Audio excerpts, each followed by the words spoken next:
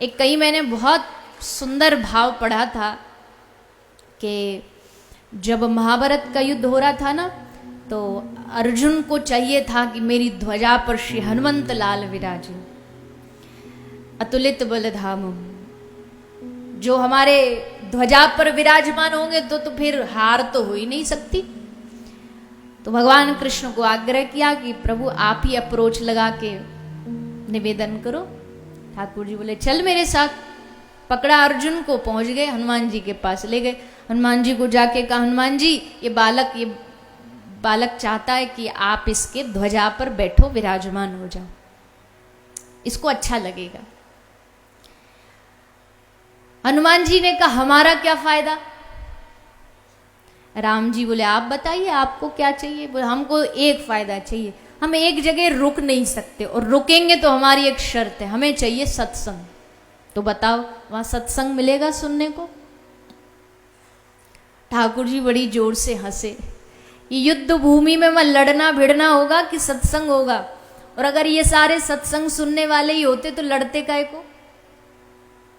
हनुमान जी बोले देखो जी हमारी तो शर्त है, जहां सत्संग होगा हम वहीं जाएंगे।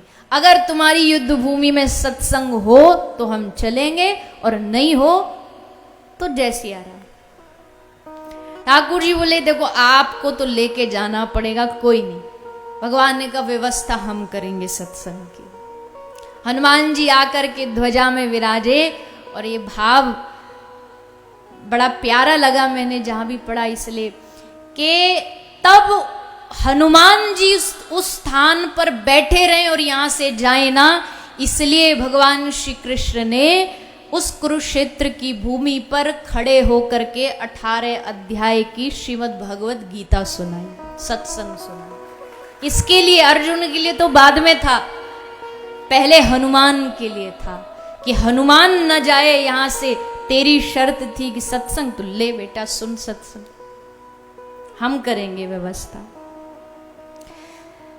भगवान ने हनुमान जी को कहा अच्छा आपने शर्त रखी कि जी जहां सत्संग होगा हम वहीं जाएंगे, तो इसका मतलब है जब राम जी जा रहे थे इस धरती को छोड़ के, साकेत जा रहे थे, तब भी उन्होंने हनुमान से पूछा बेटा सब जा रहे हैं, देख विमान, असंख्य विमान आए थे ले जाने के लिए, तू भी बैठ जा विमान में। कभी जिसने राम जी की बात न टाली हो, उस हनुमान ने हाथ जोड़ के कहा सरकार क्षमा करना, पर मैं आपके साथ नहीं जा सकता। क्यों? बोले ये बताओ आपके साकेत में सत्संग मिलेगा सुनने को? राम जी बोले सत्संग, साकेत में सत्संग की क्या जरूरत है, वहां तो पहुंचते ही सत्संग वाले। हनुमान जी ने कहा कोई बात नहीं, सत्संग नहीं तो हम भी नहीं। राम जी ने कहा तू कब तक रहेगा धरती पर ऐसे? तब हनुमान जी ने कहा जब तक आपका सत्संग इस धरती पर रहेगा हे राम जी, तब ये हनुमान इस धरती पर विराजमान है। इसलिए हनुमान जी धरती छोड़ के ना जाएं, ये भी हम पर एक बहुत बड़ी जिम्मेदारी है कि सत्संग करते रहो। जिस दिन रुका सोई वो इस धरती को, धरा को छोड़ के चले जाएंगे।